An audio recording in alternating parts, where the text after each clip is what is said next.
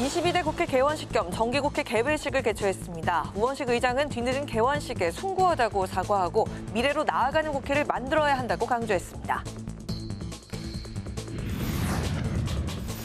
국방부 장관 후보자 인사청문회에선 대통령실의 용산 이전 문제 등이 쟁점이 됐습니다. 애결이 결산심사에선 세수 결손 원인을 놓고 공방이 벌어졌습니다.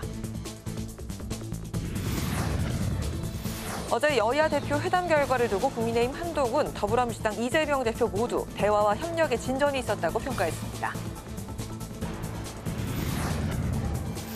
파워 인터뷰, 오늘 열린 종합정책 질의를 시작으로 애결위에서 진행될 2023 회계연도 결산심사의 주요 내용과 예비비 지출 등 쟁점 사항의 심사 계획에 대해서 더불어민주당 오기영 의원에게 들어보겠습니다.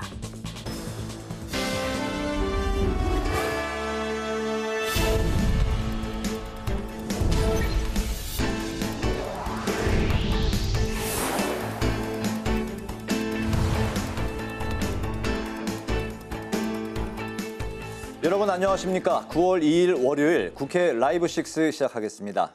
오늘 뉴스는 김용현 국방부 장관 후보자 인사청문회 중계방송으로 늦게 방송합니다. 22대 국회 개원식이 석 달 만에 거행됐습니다. 우원식 국회의장은 국민을 지키고 미래로 나아가는 국회를 만들어야 한다고 강조했습니다. 국회는 또 오늘부터 100일 동안 정기국회에 돌입합니다. 내년도 예산안 심사와 함께 금융투자소득세 적용 여부와 해병대원 특검법 등을 놓고 여야의 치열한 공방이 예상됩니다. 보도에 이승지 기자입니다. 22대 국회 개원식이 원구성 갈등 여파로 임기 시작 석 달여 만에 열렸습니다. 우원식 국회의장은 개원사에서 갈등과 대립 속에서도 할 일은 하는 것이 정치라고 강조하며 이번 개원식이 지난 3개월을 돌아보고 자세와 각오를 가다듬는 계기가 되길 바란다고 밝혔습니다. 항상 국민을 먼저 생각하겠습니다. 갈등이 깊을수록 국민의 눈으로 보고 해법이 어려울수록 국민의 목소리를 담겠습니다. 오 의장은 또 위로와 격려, 기업과 미래라는 주제로 생명안전과 노동, 역사 환경 등 다양한 분야의 국민 150여 명을 개원식에 특별 초청했습니다. 정치가 할 일도 대한민국이 앞으로 나아가는 힘도 국민의 삶에서 나옵니다. 국민의 삶에서 막힌 곳을 열고 새로운 도전과 포부를 북돋는 것이 국회의 일이라 믿습니다. 전국 현안에 대한 입장도 밝혔는데 의료 공백 사태를 막기 위해 정부와 국회, 의료계 환자가 모여 사회적 대화를 하자고 제안했습니다. 또 개헌과 정치, 연금 개혁을 추진해야 하고 특히 개헌 국민투표는 늦어도 내후년 지방선거까지 실시해야 한다며 대통령에게 거듭 대화를 제안했습니다. 윤석열 대통령은 오늘 개원식에 참석하지 않았는데 1987년 이후 첫 대통령 불참입니다. 오늘 개원식과 함께 22대 국회 첫 정기국회도 시작됐습니다. 100일 동안 진행될 정기국회에서 677조 원 규모의 내년도 예산안을 두고 여당은 최대한 원안 유지를, 야당은 부자 감세를 저지하면서 불효불급한 예산에 대한 현미경 심사를 예고했습니다. 최근 여야가 합의로 민생법안을 처리하고 어제 여야 대표회담에서 민생 공통공약 추진을 위한 협의기구를 운영하기로 한 만큼 딥페이크 중대범죄와 전기차 화재 대응과 같은 민생법안 처리에 속도를 낼 것으로 보입니다. 다만 여당은 금융투자소득세 폐지를, 야당은 해병대원 특검법을 각각 주장하고 있고 거부권 행사로 국회로 돌아온 방송사법과 노란봉투법, 민생회복지원금 특별법에 대한 재표결 절차가 남아있어 여야의 치열한 공방 역시 예상되고 있습니다. 국회방송 이승지입니다. 국회 국방위원회가 김용현 국방부 장관 후보자 인사청문회를 개최했습니다. 김 후보자가 관여했던 대통령실의 용산 이전 문제와 재산 문제가 쟁점이 됐습니다.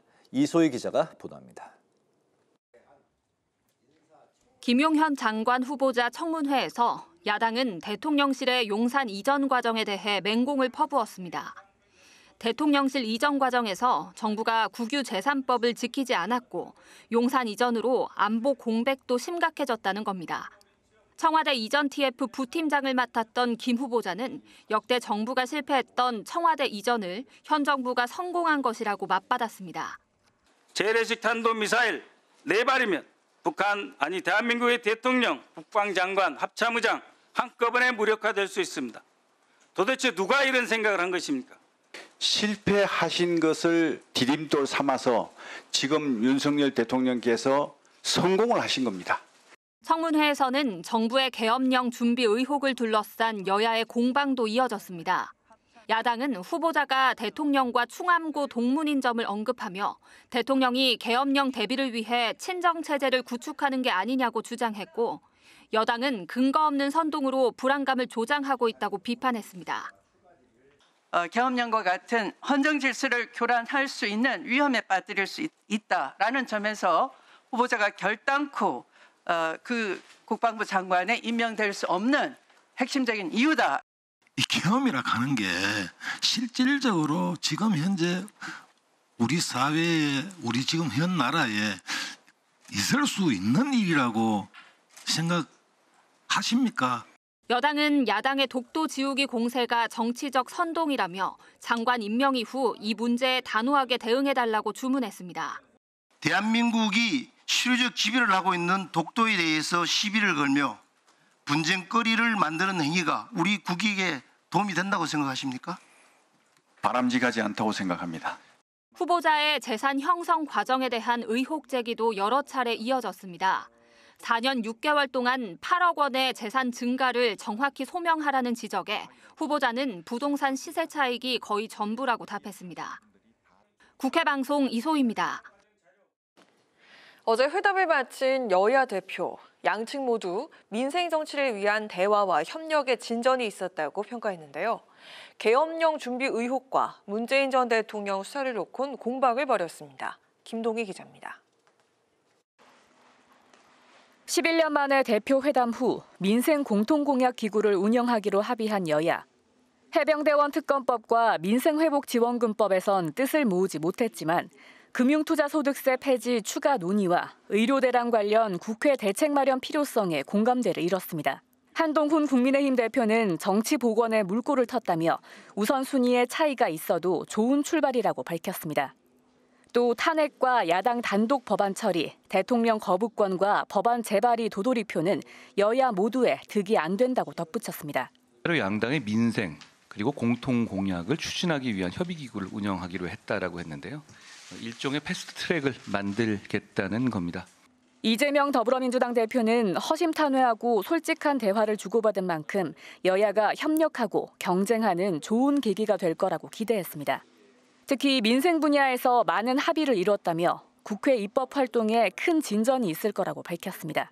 특히 민생 경제 회복을 위한 각종 조치들 또는 자영업자의 부채 문제 또 가계부채 완화를 위한 조치 이런 것들에 대해서는 신속하게 입법적 성과를 내도록 하겠습니다.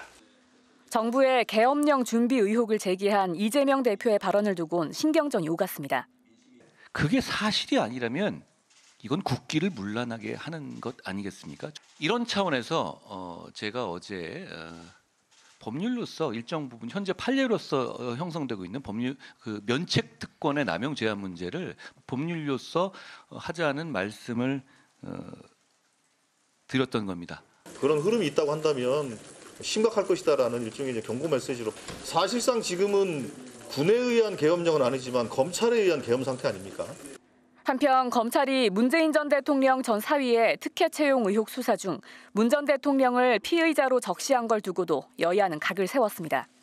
민주당은 검찰이 김건희 여사에겐 황제 출장 조사를 하더니 야당과 전직 대통령엔 법 앞에 평등을 들이밀며 정치 보복의 혈안이라고 비판했습니다. 민주당은 당 차원의 대책기구를 꾸려 적극 대응하겠다는 방침입니다. 반면 국민의힘은 문 전 대통령 딸에 대한 압수수색 영장에 문 전 대통령이 뇌물수수 피의자로 적시돼 직접 수사가 불가피하다는 입장입니다. 또 문 정권 초기 전직 대통령 2명이 구속될 때 민주당은 적폐청산이라 반응했다며 내로남불이라고 반박했습니다. 국회 방송 김동희입니다.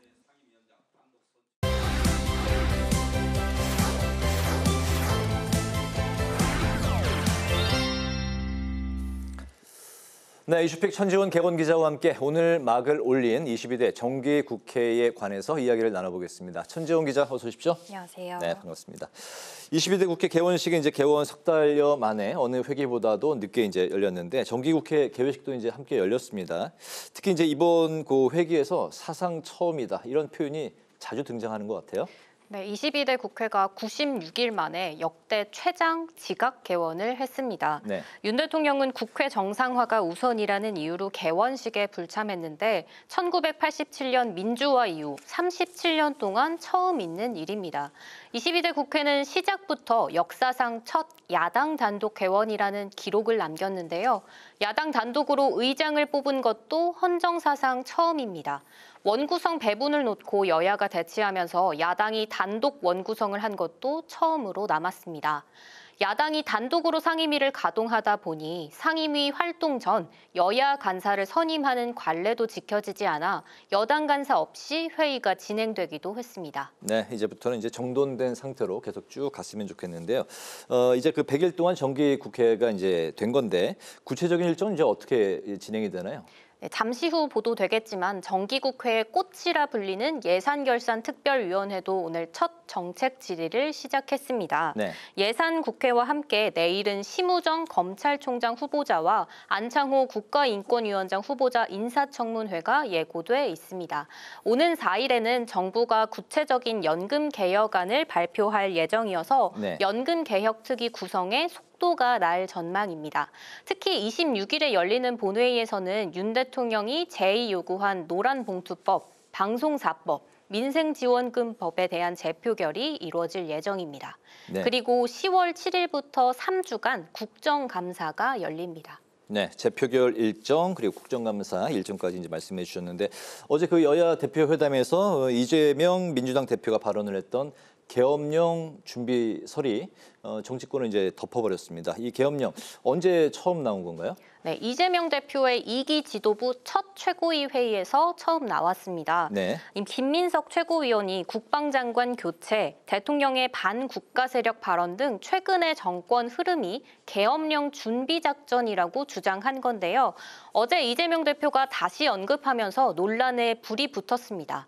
종전에 만들어진 계엄안을 보면 계엄 해제 요구를 막기 위해 국회의원들을 계엄 선포와 동시에 체포, 구금하겠다는 계획을 꾸몄다는 얘기가 있다. 이렇게 말한 건데요. 네. 이 대표가 지난주 민주당 워크숍에서도 계엄 선포를 해제하기 위해 국회 외부에서 전자투표를 할 수 있도록 준비해야 한다고 강조했다는 보도도 나왔습니다. 당내에선 구체적인 정황 등 관련 제보가 들어와 이 대표가 우려를 전한 것이라는 이야기가 나오는데 구체적인 증거를 제시한 상황은 아닙니다. 앞서 리포트에서 보신 것처럼 한동훈 국민의힘 대표는 근거를 제시하라고 압박하기도 했는데요. 오늘 국방위에서 열린 김용현 국방부 장관 후보자 인사청문회에서도 계엄 준비 의혹이 주요 쟁점으로 다뤄졌습니다. 그렇군요. 또 그 양당은 민생 공통 공약을 추진하기 위한 협의 기구를 이제 운영하기로 했는데 이번 국회에서 협의 처리 가능한 그 법안들을 좀 소개해 주실까요? 네, 양당은 금투세와 의료 공백 등의 문제에 대한 대책을 협의하기로 했는데요. 네. 반도체 특별법, AI 기본법, 국가기관 전력망 확충 특별법에 대해서도 논의하기로 했는데 여야 수석 대변인들의 발언 차례로 들어보시겠습니다. 민생 공통 공약을 추진하기 위한 이제 협의의 틀을 만들어서 진행하기로 했으니까요. 그게 가장 중요한 합의로 보시면 될 것 같고요. 반도체 산업, AI 산업, 국가기관 전력망 확충을 위한 지원 방안을 적극 논의하기로 하였다. 먼저 반도체 특별법은 양당이 당론으로 추진할 만큼 공감대가 있는 사안인데요. 최근 반도체 기술 패권 경쟁이 심화되고 있어 국가적 차원의 지원 강화가 필요하다는 겁니다. 시설 투자와 연구 개발, 세액 공제율을 높이고 국가 반도체 산업에 한해 예비 타당성 조사를 면제하는 방안에 여야는 뜻을 같이 하고 있습니다. AI 기본법은 여야가 발의한 9개 법안 중 6개 법안이 과방위 법안 소위로 회부된 상태입니다. 인공지능, 고위험 영역 인공지능을 비롯해 인공지능 사업자 등에 대한 정의부터 전담기구 설치, 윤리원칙 제정 등으로 안전성과 신뢰성을 얻기 위한 방안을 열거하고 있습니다. 네. 최근 딥페이크 기술을 이용한 디지털 성범죄 문제 해결에 여야가 의지를 보이고 있는 만큼 이 입법에 속도가 붙을 수 있습니다. 네. 국가기관 전력망 확충 특별법은 반도체 클러스터 등 첨단 산업 경쟁력의 핵심 요소인 전력 수급을 위해 전력망 구축을 지원해야 한다는 내용을 담고 있는데요. 속도감 있는 사업 추진을 위한 절차 개선, 보상과 지원 문제는 여야 공통으로 언급하고 있지만 여당 안에는 신규 원전과 에너지 믹스가 함께 언급된 반면 야당 안에는 재생에너지 중심의 기후위기 대응을 언급하는 차이가 있습니다. 그렇군요. 오늘 이슈픽 여기까지 듣도록 하겠습니다. 천지원 개원 기자와 함께했습니다. 말씀 잘 들었습니다.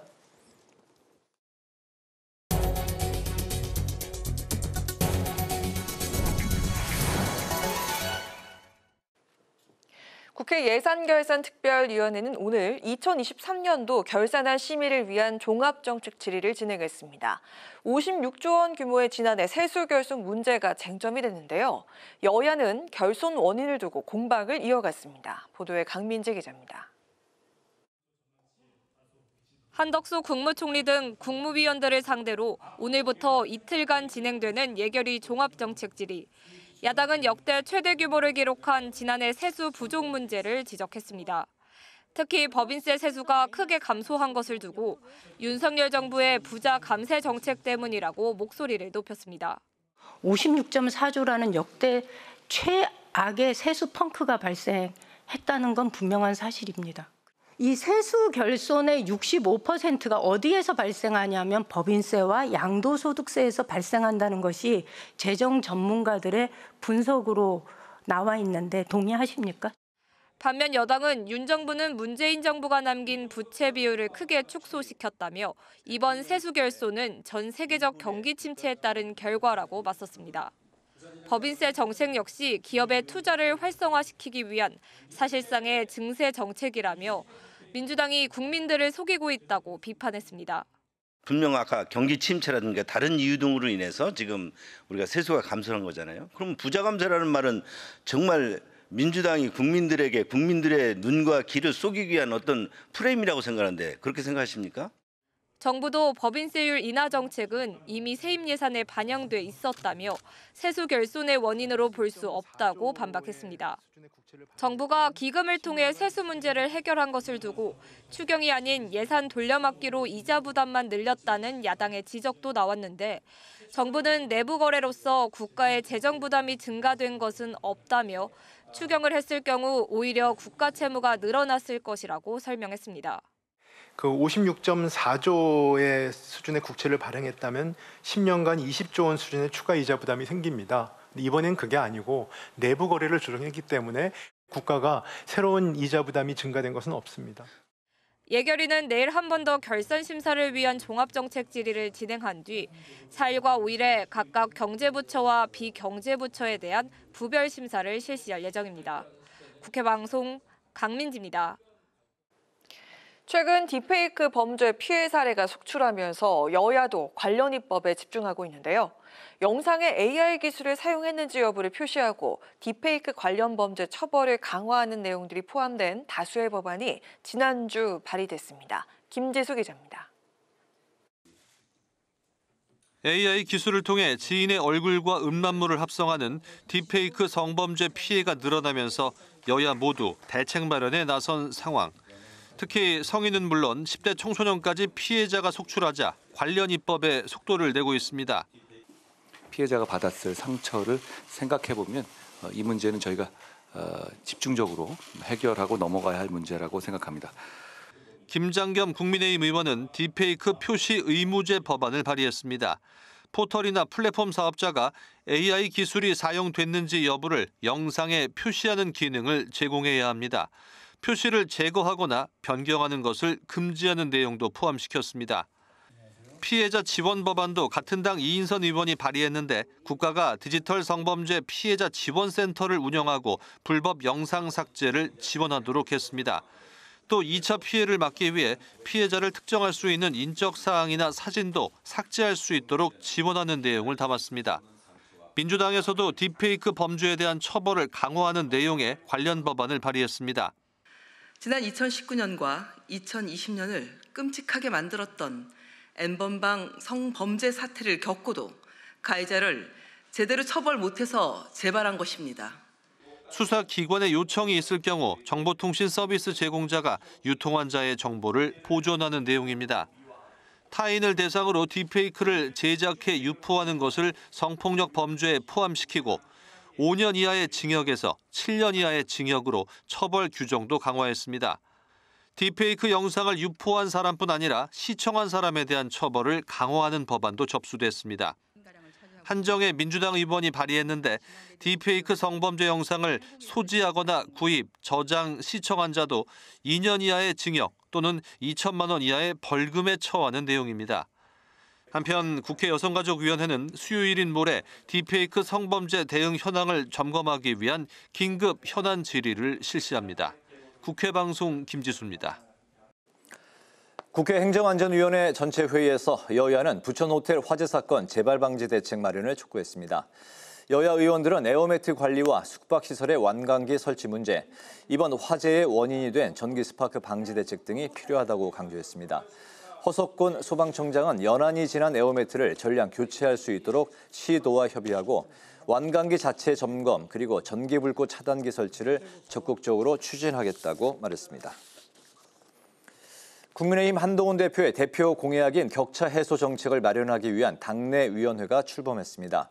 한 대표는 국민의힘이 자유민주주의 정당으로서 우상향의 성장을 추구하고 있다며 격차 해소는 어렵지만 꼭 함께 이뤄야 할 목표라고 강조했습니다. 조경태 격차 해소 특위 위원장은 우리 사회의 다중격차 문제가 더는 미룰 수 없는 현안이라며 장기적인 관점에서 실질적인 미래 정책을 만들어내겠다고 밝혔습니다. 더불어민주당이 헌법을 부정하는 역사 왜곡 교과서를 묵과할 수 없다며 검정을 통과시킨 정부를 비판했습니다. 박찬대 원내대표는 최고위 회의에서 위안부 축소와 친일파를 옹호하는 괴이한 역사 교과서가 은근슬쩍 검정을 통과했다며 누가 봐도 분명한 역사 쿠데타 시도라고 주장했습니다. 박 원내대표는 역사 왜곡 교과서의 검정 취소와 책임자 문책 그리고 윤 대통령의 해명을 촉구했습니다. 유일한 현역 의원이었던 김종민 의원의 탈당으로 새로운 미래가 원외 정당이 됐습니다. 김 의원은 총선 패배 이후 성찰을 통해 근본적인 재창당으로 가고자 했지만 의견을 모으지 못했다며 기존의 틀과 관행에 머물러서는 새로운 길을 열 수 없다고 판단해 탈당을 결심했다고 밝혔습니다. 새로운 미래는 김 의원의 이번 결정이 외연을 확대하는 더 큰 시작을 위한 한시적 별거라고 강조했습니다.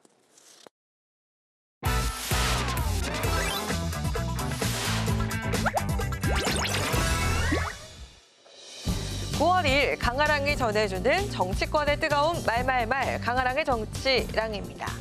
오늘 첫 번째 주제는 훈풍과 맹탕입니다. 지난 주말이죠. 미뤄진 일정 끝에 여야 대표가 드디어 만났습니다. 여야 대표가 의제를 갖고 만난 공식 회담은 무려 11년 만인데요. 지난 2013년 당시 새누리당 황우여 대표와 민주당 김한길 대표가 만난 이후 여야 대표의 만남은 성사되지 못했었죠. 국회의사당에 있는 양당 대표실의 거리가 한 1분 채 안 걸립니다. 근데 그 거리를 좁히는데 11년이나 긴 시간이 걸렸다는 사실이 새삼 우리 정당들이 조금 더 노력해야 되지 않을까. 그런 차원에서 어제 정치 복원에 대한 첫 발을 그래도 띄지 않았나라는 생각을 합니다. 정치가 실종됐다고 하는 그런 이야기들이 많은데 오히려 이제 이런 대화의 장을 통해서 물꼬를 트고 이후에 더 많은 이야기를 이어나갈 수 있는 접점이 마련되었다, 확인되었다 이런 기준. 여야 각 당에선 두 사람의 만남에 대해서 협치 물꼬를 튼 것이라는 긍정적인 반응을 내놨습니다. 하지만 여야가 첨예한 대립을 보이고 있는 안건에 대해선 입장 차이만 확인했다는 아쉬움의 목소리도 나왔습니다. 특별히 합의한 것이 없지 않느냐 하는 말씀들을 하시고요. 근데 그런 부분이 좀 아쉬운 부분도 있긴 합니다. 공동 발표를 했지만 전혀 결정된 게 없어서 국민을 잔치에 초대한 것까지는 좋았으나 국민께서 드시고 싶은 그런 맛난 음식을 좀 드실 수 있도록 하지 못한 점, 이 점은 아쉽다. 두 거대 양당 대표의 만남에 대해 조국혁신당은 맹탕이자 빈손회담이라며 평가절하했습니다. 반면 개혁신당은 얼어붙은 정치권의 모처럼 훈풍이 불었다며 다소 긍정적인 입장을 냈습니다. 안타깝게도 맹탕으로 끝났습니다. 보여주기에 그친 이번 회담 결과는 양당 체제의 한계를 극명하게 드러냈습니다. 한 15점 하겠습니다. 네. 아무것도 결론이 난 게 없는데 15점이면은 이게 기본점 15점 주고 하는 건데 워낙 빵점짜리들이었으니까요. 제 생각에는 지금 어떤 대화를 시작했다는 것 자체에 대해 가지고 평가하는 분위기도 있는 것 같습니다. 11년 만에 이뤄진 여야 대표의 회담을 두고 훈풍과 맹탕이란 엇갈린 평가가 나오고 있는 가운데 두 사람의 만남 자체로 협치가 시작되는 건 아닌지 정치권의 기대가 모아지고 있습니다. 이어서 두 번째 주제는 29.6%입니다. 지난주 국정브리핑을 가졌던 윤 대통령, 오늘 발표된 여론조사에 따르면 국정 지지율이 소폭 하락한 것으로 나타났습니다. 리얼미터가 조사한 결과 윤 대통령의 국정수행 평가를 두고 잘하고 있다. 긍정평가는 29.6%, 잘못하고 있다. 부정평가는 66.7%로 나왔습니다. 일주일 전 조사보다 0.4%포인트 하락한 것으로 나타났습니다. 장기화되고 있는 의료 대란과 독립기념관장 임명 강행 등이 지지율 하락에 영향을 미친 게 아니냐는 해석이 나오고 있습니다. 지난달에 있었던 대통령의 국정브리핑이 지지율 반등의 효과로 이어지지 못했다는 분석도 나오자 대통령실은 지지율에 연연하지 않고 국정 방향을 개혁에 두겠다고 밝힌 상황입니다. 이렇게 많은 노력을 기울이고 있지만 국민 여러분의 체감 민생이 기대만큼 빨리 나아지지 않아 안타까운 마음입니다. 개혁은 필연적으로 저항을 불러옵니다. 저는 쉬운 길을 가지 않겠습니다. 민생을 위한 개혁 청사진을 지시했지만 의료대란 장기화로 인해 국민들의 지지는 높지 않은 상황인데요. 정부의 개혁 의지가 지지율 반전을 이뤄낼 수 있을지 지켜봐야겠습니다. 지금까지 강아랑의 정치랑이었습니다.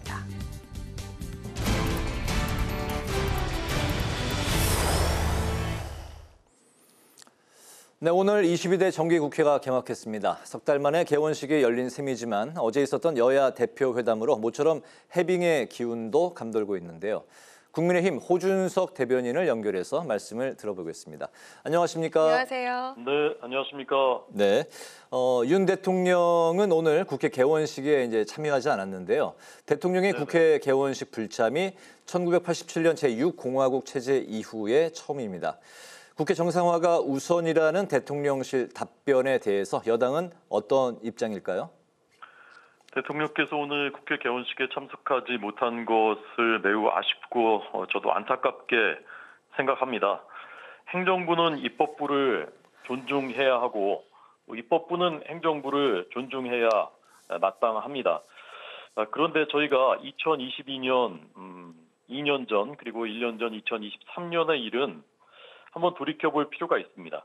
2022년 윤석열 대통령 첫 국회에서의 시정연설 바로 이맘때 민주당이 전면 보이콧을 했습니다. 아예 전원이 불참했습니다. 이런 일은 건국후에 처음 있는 일이었습니다. 작년 1년 전에는 어땠습니까? 그 당시에 그런 일 하지 않기로 여야가 신사협정까지 맺었었습니다. 그런데 윤 대통령이 입장할 때부터 피켓 시위를 벌였습니다. 그러면서 윤 대통령이 그냥 그 피켓 시위를 보지 않고 지나간다는 이유로 한 의원은 보고 가라고 고함을 지르기도 했고요. 그 당시에 한동훈 법무장관이 역시 그 자리 지나가니까 한 의원이 에이 자식이 이런 말까지 했습니다. 당시에 다 보도가 돼 있는 내용입니다. 윤 대통령이 그 당시에 야당 의원들 의석까지 일부러 돌면서 한 사람씩 다 웃으면서 악수를 청했는데 다 국민들께서 보시지 않았습니까? 악수를 거부하는 의원들도 있었고요. 쳐다보지도 않고 앉아서 노룩 악수를 한 사람들도 있었습니다. 저도 선거 몇 달 전에 치렀는데 저희 지역 구민들 중에서도요.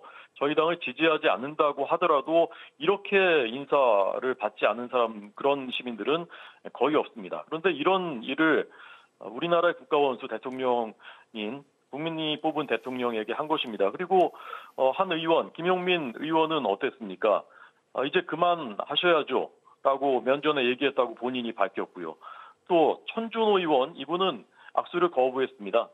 그리고 오늘은 또 계엄령 기획할 가능성이 매우 높다라는 발언을 하지 않았습니까? 이런 일들이 있었던 것은 다 잊어버리고 대통령이 왜 참석하지 않느냐, 대통령에게만 책임을 돌리는 것은 좀 불공정하다고 생각하고요. 저는 정말 입법부가 행정부를 존중하는 마음이 있었다면 이번에 그런 일 없도록 하겠다, 재발되지 않도록 하겠다. 그리고 전현희 의원이 국회 공식 회의석상에서 살인자다라는 발언한 것, 이런 것에 대해서 공식적으로 유감 표시하고 대통령 그러니까 와주시라, 이렇게 했다면 상황이 달라졌을 거라고 생각합니다. 저는 민주당이 오히려 대통령이 안 오는 상황을 만들고 대통령의 불통 이미지를 씌우려고 하는 그런 의도가, 그런 마음이 있었던 것은 아닌가 하는 생각도 해봤습니다. 네, 질문을 하나 더 드리겠습니다. 문재인 네네. 전 대통령의 피의자 적시를 놓고 또 여야가 신경전을 벌였는데 문 전 대통령이 직접 수사를 받을 가능성도 있을까요? 그렇다면 그 전형적인 망신주기다, 김 여사는 왜 예외였나, 이런 야당의 공세에 대해서 어떻게 좀 대응을 하실 수 있을까요? 그런데 상식이 있는 국민들께서 도저히 납득하기가 어려운 너무나 의심스러운 정황들이 이렇게 많이 드러나고 있는데, 이것을 그냥 전 정권에 이르기 때문에 그냥 덮어버리는 것이 좋다라고 한다면 앞으로 우리나라에서 공직사회에서 고위공직자들에게 도덕성과 준법 정신을 어떻게 요구하겠습니까? 문 전 대통령이 지금 표적 수사 받고 계신 것이 아닙니다. 이 수사는 문 전 대통령 임기 말 2021년 말에 당시 시민단체 고발로 당시 검찰이 이미 수사를 시작한 것이고요. 문 전 대통령께서는 이 사건 말고도 울산시장 부정선거 사건, 그다음에 통계 조작 사건, 또 공무원 월북 조작 사건, 여러 사건들에 매우 관련성이 높을 가능성이 높은 것으로 지목되고 있습니다. 그럼에도 불구하고 대부분 사건들 사실 수사를 하지 않고 있죠. 그러나 이 사건은 너무나 의심스러운 정황이 많기 때문에 최소한의 법 적용을 하고 있는 것이라고 저는 생각을 합니다. 오늘은 김정숙 여사의 친구가 5천만 원을 현금을 보자기에 싸가지고 청와대 직원시켜서 친구한테 보내고, 그 친구가 문다혜 씨한테 무통장 입금을 하고 입금자에는 본인 이름 땡땡땡 그 뒤에 김정숙 이렇게 썼었다는 사실도 또 언론 보도를 통해서 드러났습니다. 문 전 대통령 책을 썼던 어느 출판사는 문다혜 씨한테 2억 5천만 원을 송금한 사실도 밝혀졌습니다. 도대체 뭐냐 물어봤더니 디자인에 참여해서 디자인 비용을 2억을 줬고 5천만 원은 빌려준 것이다라고 진술을 했다고 합니다. 2억을 받는 디자이너가, 편집 디자이너가 우리나라에 있습니까? 이런 일들이 있는데 이것을 그냥 수사하지 않고 덮어두는 것이 우리 사회 공정과 상식에 맞는 것인지 저는 의문이고요. 비리가 불거져서 나오는데 수사를 못하게 막을 수는 없다라는 말을 2017년에 문재인 당시 대통령께서 하셨습니다. 적폐와 불의를 청산하는 것이 정치 보복이라면 그런 정치 보복은 맨날 해도 된다. 역시 2017년에 이재명 지금 대표께서 하신 말입니다. 이 말이 그대로 지금도 통용되는 원칙이라고 생각합니다. 네, 오늘 말씀 여기까지 듣겠습니다. 고맙습니다. 네, 고맙습니다. 네, 지금까지 국민의힘 호준석 대변인과 이야기 나눠봤습니다. 당초 전망치 취업자 등록 간사인 상금 치는 내용을 최소화하는 판결 발표한 말씀드리고 잘 준비되어 계십니다.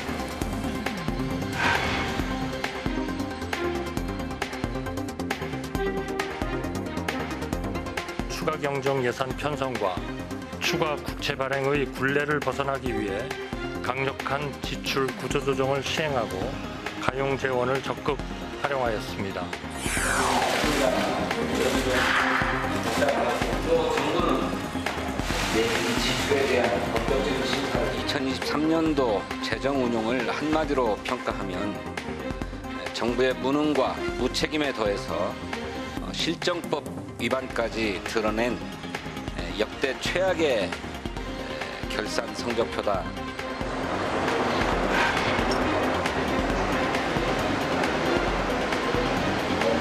특별하게 대입대출 결산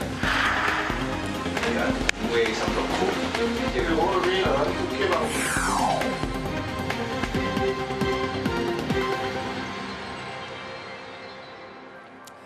국회는 지난주에 각 상임위별로 결산 심사를 거친 뒤 오늘 예결특위를 열어서 종합정책 질의를 시작으로 2023 회계년도 결산심사 일정에 착수했습니다.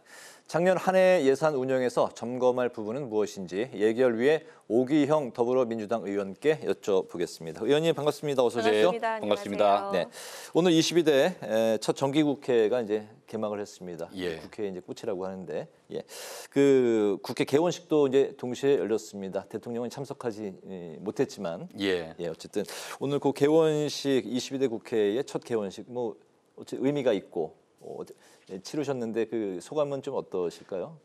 지금 임기 시작한 지 한 3개월 지났습니다. 네. 개원식이 좀 늦었죠. 뭐 국민들에게 죄송한 거고.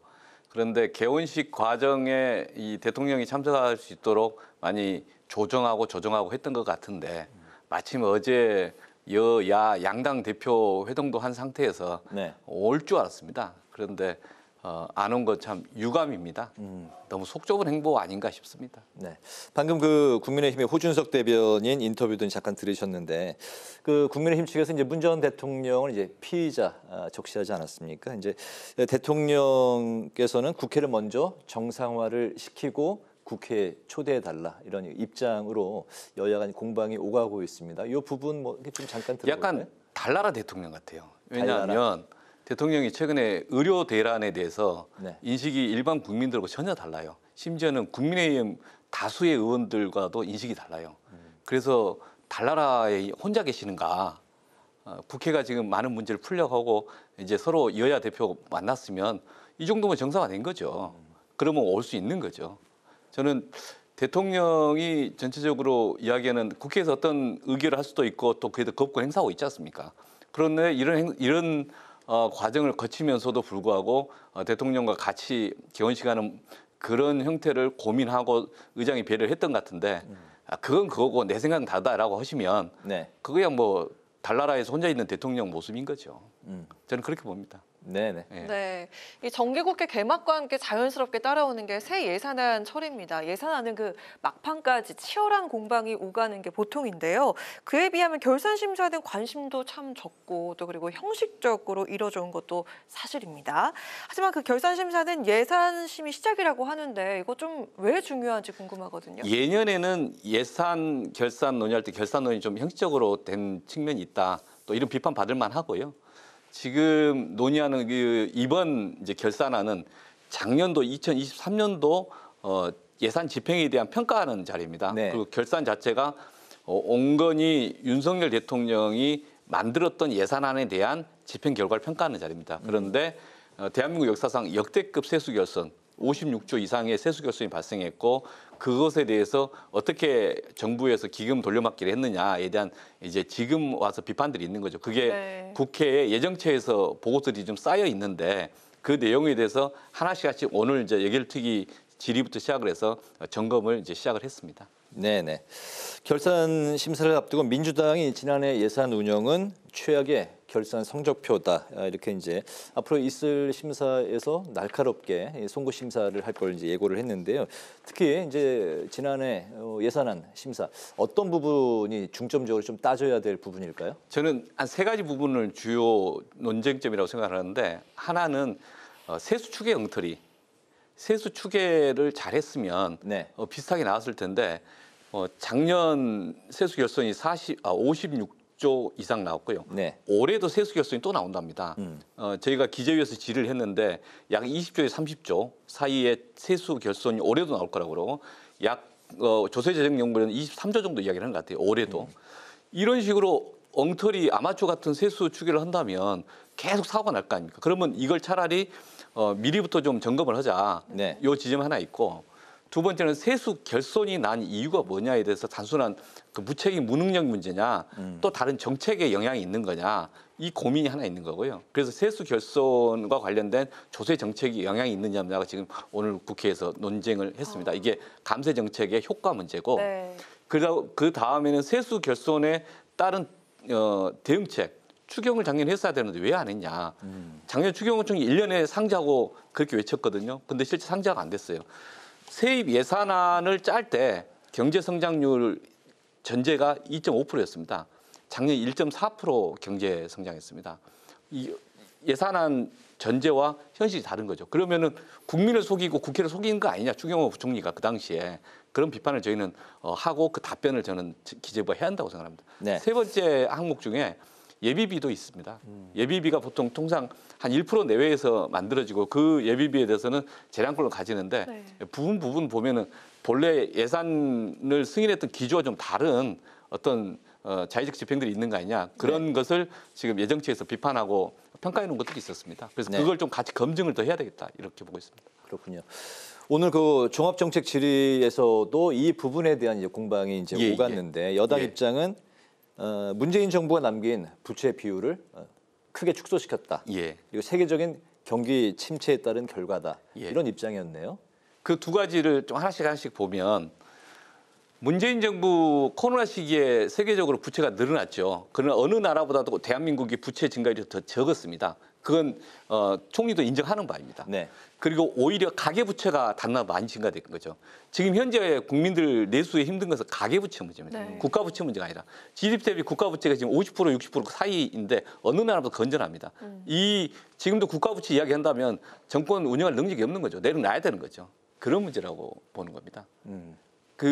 이 기본 맥락 자체가 좀 다르다 이렇게 보는 거죠. 수출은 호황이다라는 말들이 나오는데 내수는 왜 그런 겁니까? 그러니까 이런 문제죠. 작년에도 세계적인 어려움이 있었다고 아까 총리가 이야기했다는 거 아닙니까? 네. 저희 기재부 장관도 약간 그런 인식인 것 같은데 작년에 미국이나 일본은 우리나라보다 좋았어요. 대한민국이 안 좋은 겁니다. 대한민국이 1.4% 나온 겁니다. 일본도 역대 계속 힘든 상황이 들고 1.9% 나왔고 미국은 훨씬 잘 나왔습니다. 많은 나라가 우리나라보다 좋은데 대한민국만 안 나왔던 것에 대한 반성이 필요하고 그 부분에서 수출에 영향을 받을 수는 있는 거죠. 근데 내수가 특히 안 좋은 겁니다. 내수가 왜 안 좋았냐? 이 문제에 대해서는 가계부채 고금리 영향도 있겠죠. 근데 가계부채에 그 후유증들이 좀 쌓여 있어서 호주머니가 마른 거지 않습니까? 골목 상권이 말라버린 거지 않습니까? 이걸 살리기 위한 적극적 재정 정책 뭔지 대책이 필요한데 네. 그 부분이 소극적이었다는 거 아닙니까? 저는 그런 의미에서 지금 현재 결산에 대한 비판은 윤석열 정부 지난 1년 내지 지금 올해 1년 동안의 경제 운영 기조가 제대로 가고 있느냐에 대한 사회적 토론이라고 생각을 합니다. 네네. 네. 국회 예산정책처에서도 정부가 예산을 어떻게 쓰고 또 세수 결손에 어떻게 대응했는지에 대한 그런 분석을 내놨는데 이에 따르면 정부는 대체 재원을 확보를 하고 당초 계획보다 지출도 줄였습니다. 국회 예산정책처의 2023 회계연도 결산 총괄 분석 이 보고서에서 좀 주목할 만한 그런 내용들 어떤 게 있었습니까? 큰 흐름은 이런 겁니다. 네. 외평기금이라고 하는 외국환에 있어서의 환율을 조정할 때 쓰는 별도 기금이 있습니다. 네. 근데 그 기금의 상당 부분을 이제 공적자금관리기금이라고 해서 그리 데리고 갔다가 공적자금관리기금에 있는 것을 다시 일반 예산회계로 끌어오는 거죠. 돌려막기를 했다는 겁니다.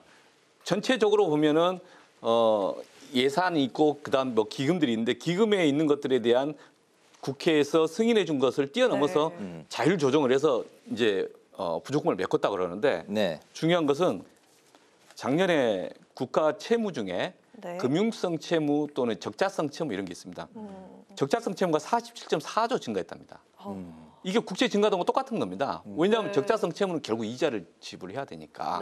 이게 적자성 채무 중에서 일반 회계 적자 보존을 위한 채무가 54.3조 증가했다는 겁니다.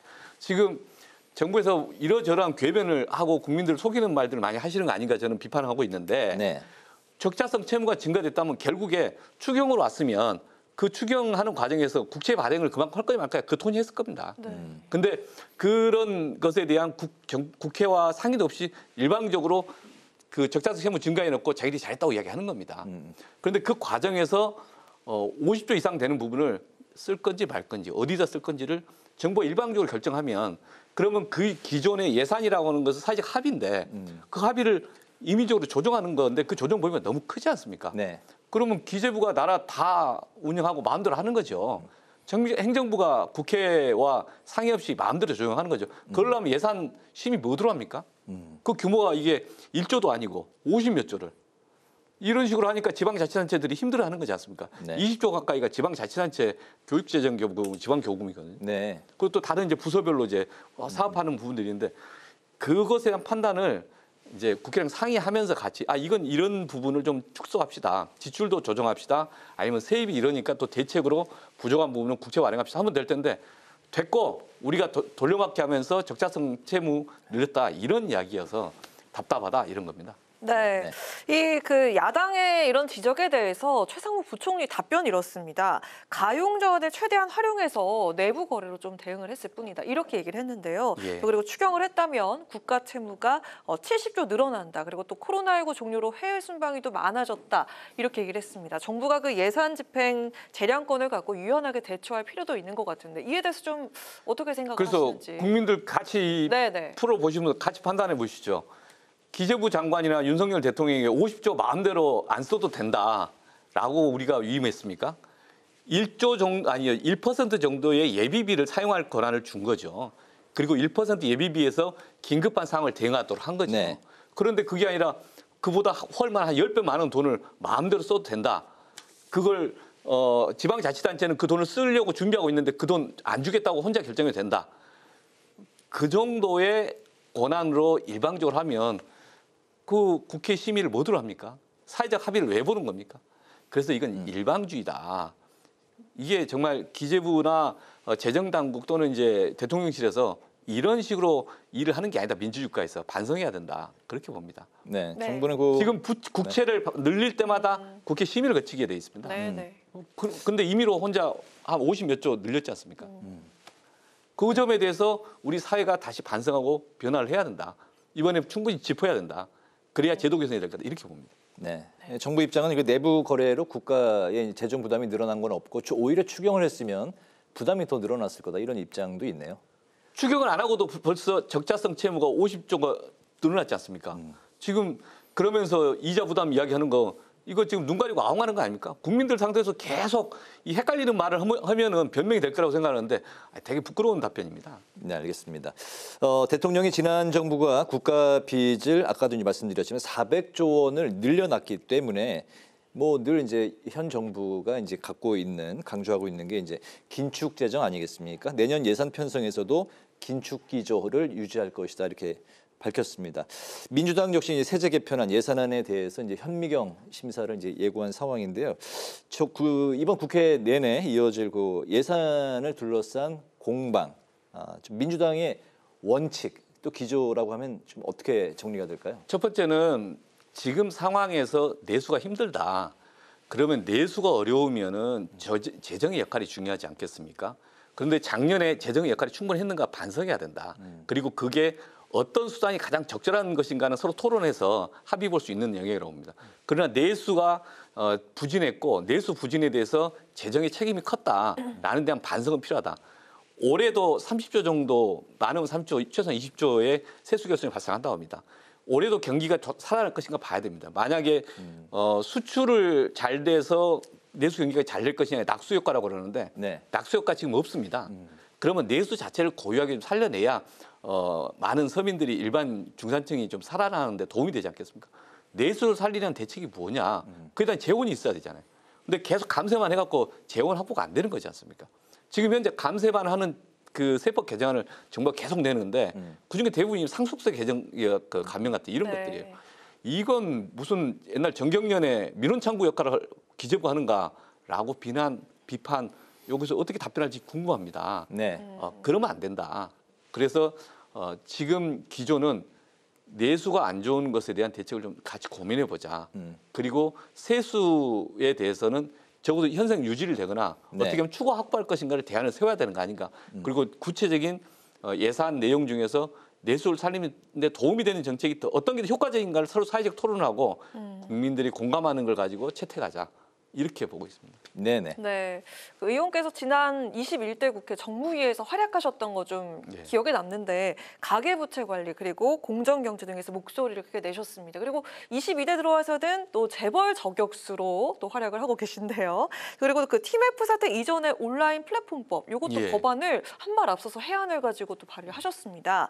21대 경험을 바탕으로 22대 국회에선 좀 어떤 곳에 중점을 두고 앞으로 활동을 하실 계획인지 궁금하거든요. 저는 공정경제가 특히 경제민주화 가치가 정치에 되게 중요한 부분이라고 생각합니다. 특히 정치권에서 역할을 해야 한다는 부분이라고 생각을 드는데 그 맥락 속에서 이 여러 가지 재벌 개혁 네. 내지는 이제 상법 개정 또는 온라인 플랫폼 공정화에 대한 제도 개선 여기 필요하다고 봤습니다. 네. 그래서 21대 때 법안을 발의했었는데 네. 발의한 지는 오래됐지만 합의를 못 본 거죠. 그리고 이제 새로운 정부 들어와서 자율 규제를 하겠다고 그러니까 놔둔 거죠. TMF 사태를 보시면서 자율 규제가 오히려 많은 피해자를 양산했지 않습니까? 네. 요즘에는 공감을 좀 새롭게 하시는 것 같아요. 뭔가 제도 개선이 필요하다. 좀 더 적극적으로 온라인 플랫폼에 관한 제도 개선 도입을 했으면 좋겠습니다. 일찌감치 그걸 또 알고서 법안 예, 많은 국민들이 요구가 있습니다. 그 요구를 반영해서 저희들이 하는 것이니까 지금은 정부 당국에서도 많은 네. 그 공정이든 관계자들이 고민을 좀 하고 있는 걸로 알고 있습니다. 네. 적극적으로 좀 풀었으면 좋겠습니다. 경제 민주화는 3대째의 재벌 세습을 못하게 하는 그게 이제 주요 이제 골자인 거죠. 독점. 예, 그로 인해서 이 사람들이 일할 수 있는 의욕을 좀 갖게 하는 거. 독점을 없앰으로써. 그게 최근에는 이제 이 3대 세습과 같은 재벌들의 3대 세습이 많아지니까 더 의욕을 꺾는 그런 게 있는 것 같습니다. 알겠습니다. 의원님의 이제 이력이 참 독특한 게 사법시험 첫 번째에서 1차, 2차 합격하고 최종 합격 통지를 못 받은 게 3차 공무원 될 자격이 없어가지고요. 그래서 목표를 치르셨기 때문에 네. 그 기한이 이제 다 이제 끝나지 않았기 때문에 이제 그랬었고 그렇지만 뭐 굴하지 않고 바로 또 시험에 합격을 사법시험은 이렇게 2번 거의 이제 합격하신 건데 굉장히 힘든 시간을 보내셨겠다 생각이 들었습니다. 의원님 지역구가 이제 도봉을 쌍문동인데 아기 공룡 돌리에 나오는 동네가 바로 이제 그 쌍문동인데요. 아기 공룡 둘리에 이제 고길동 캐릭터가 나오지 않습니까? 이제 만년 과장. 우리 서민들의 어떻게 보면 가장 힘들게 직장 생활하는 사회 생활에 이제 그런 이제 캐릭터인데 닮았다고 해서 이제 고길동이라는 그 별명이 있으십니까? 일부러 붙이는 것 같습니다. 예, 놀리려고 저희 지역 주민이나 많은 분들이 제가 그런 게 아니고 지역 주민들이 그런다는 거죠. 지역에 있는 분들이 일부러 이제 놀리고 말씀을 많이 하십니다. 네네. 예, 좀 잘 설명을 해야 되겠습니다. 제가 이제 찾아보니까 이 만화의 그 성우분 성함이 이재명 씨더라고요. 아, 그러신가요? 아, 그래요? 예. 그 지역구에 이제 뭐 많은 분들이 기대도 걸고 있고 또 이제 골목 그런 당사로도 활동을 많이 하셨는데 지역구를 좀 어떻게 발전시키겠다 마지막 그 청사진을 들어볼까요? 아이고 감사합니다. 도봉구가 의정부 밑에 있어서 좀 여러 가지 이 부동산 가격이 안 오른다 이런 민원들이 많지만 이제 최근에 서울 지역에 도시 발전 계획이 만들어졌어요. 거기에 따라 창동상계 신경제 지구라고 동북 4구에 부심 만드는 작업들을 하는데 그 중에 이제 계획에 포함돼 있어서 도봉구 앞으로 좀 괜찮아질 거라고 생각합니다. 주로 아레나, 문화도시 이런 것들도 있고 그 옆에 이제 노원구랑 함께 바이오 클러스터. 도봉의 핵심은 일자리하고 교통입니다. 멀어서 교통을 좀 편리하게 해야 된다. 그다음에 실제 일자리 생태계를 만들어야 된다. 산업을 만들어야 된다. 근데 그 지점에서 큰 그림이 서울시와 좀 공감하고 하는 게 있어서 이게 시간이 지나면 축적되지 않을까 싶고 그걸 좀 보다 빠르게 가야 되겠다. 이렇게 고민하고 준비하고 있습니다. 교통과 일자리. 알겠습니다. 핵심까지 잘 들어봤습니다. 시간 관계상 이제 파워인터뷰 마무리할 때가 됐습니다. 오늘은 2023 회계년도 결산 계획에 대해서 국회 예결위에 더불어민주당 오기영 의원을 모시고 말씀을 들어봤습니다. 의원님 오늘 말씀 잘 들었습니다. 고맙습니다. 고맙습니다. 오늘 국회 라이브 6 여기까지입니다. 시청해주신 여러분 고맙습니다.